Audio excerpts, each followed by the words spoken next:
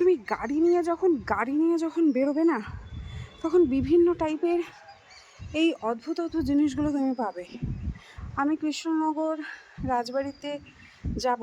সামনে এখানে আমার এক কাকা থাকেন, বান্ধবীর কাকা, সেখানে দেখা করতে এসছে।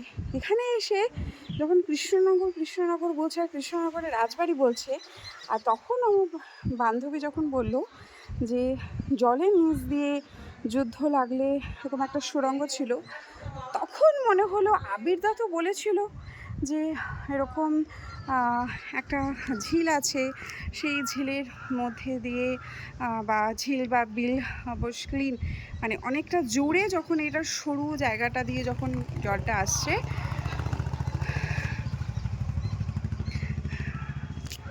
এই সেই ঝিলটা যেটা নিয়ে ট্রেজারের মুভিটা হয়েছিল।